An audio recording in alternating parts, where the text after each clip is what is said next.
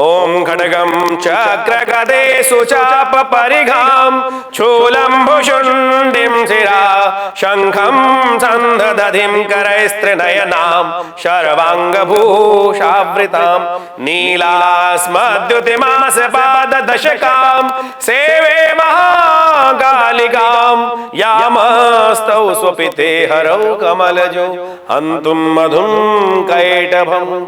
मां भगवती का ध्यान करते हुए इन नवरात्रों में आप सबका स्वागत करते हैं। नवरात्र के अवसर चल रहे हैं और आचार्य वाणी पर मैं आचार्य डॉक्टर विक्रमादित्य आपके समक्ष हूं। ये हमारा चैनल है, इसके द्वारा हम नवरात्र में किस प्रकार से भगवती का स्तवन किया जाए वो आपके समक्ष उपस्थित कर रहे हैं।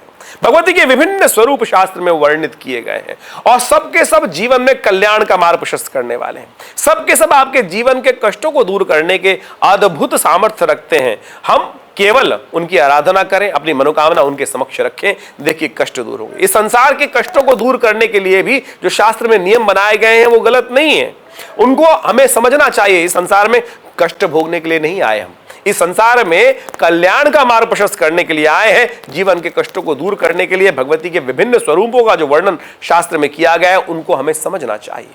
जीवन में कष्टों को दूर करने के लिए यह भगवती का जो कालरात्रि स्वरूप है बड़ा भयंकर स्वरूप है, जिसमें मां भगवती विशेष तौर पे गर्दभ पर आरूढ़ है और उनके 4 दिव्य हाथ हैं। विद्युत का उन्होंने एक माला, जो विद्युत की तरह चमकने वाली जो माला है वो गले में धारण कर रखी है। खड्ग उनके हाथ में है और विशेष तौर पर एक वज्र के स्वरूप में भी अस्त्र उनके हाथ में रहता है और दूसरा हाथ वरद रूप में आशीर्वाद देने के लिए है।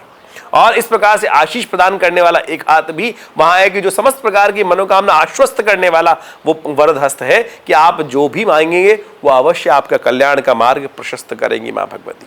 जीवन में शत्रु बहुत परेशान करते हैं, हम सब शत्रुओं के संघार में लग जाते हैं। दुर्गा सप्तशती में एक मंत्र आया है कि उस मंत्र का जप करके आप अपनी शत्रुता को समाप्त कर सकते हैं। यह व्यक्ति के मन की मंशा है, उसको समाप्त करने की आवश्यकता है कि शत्रुता मन में समाप्त हो जाए।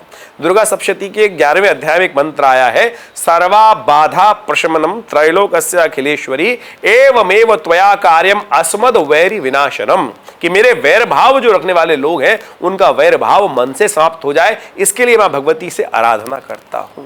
तो समस्त प्रकार के जब तक वैरी रहेंगे, जब तक आपका अहित करने वाले लोग इन संसार में विद्यमान रहेंगे, तब तक आप साधना भी नहीं कर सकते।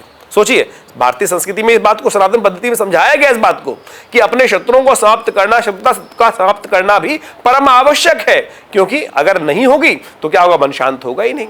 हम शांत करने के लिए यज्ञ में बैठे हैं, कोई आएगा पत्थर मार देगा, कोई आएगा कुछ और उपस्थित कर देगा बात, तो उन सबको भी ठीक करना परम आवश्यक है।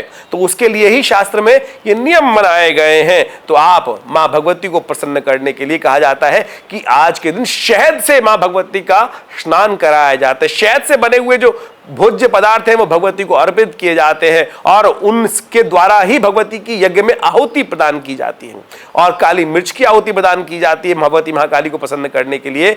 ये भगवती का विभिन्न जो स्वरूप बताए गए हैं, समस्त प्रकार से कल्याण का मार्ग प्रशस्त करने वाले हैं। आप उनके निमित्त विशेष तौर पे यज्ञ करें, उनके निमित्त ध्यान करें, पूजन करें, आपके समस्त कष्टों को दूर करने के अद्भुत योग बनेंगे। और पीली सरसों के द्वारा विशेष तौर पे यज्ञ करने का इन मंत्रों के द्वारा एक नियम बनाया गया है भगवती कालरात्रि को प्रसन्न करने के लिए। तो विभिन्न स्वरूप हैं, उनके ध्यान के नियम हैं, उन सबको समय समय पर हम वर्णित करते रहते हैं आपके समक्ष।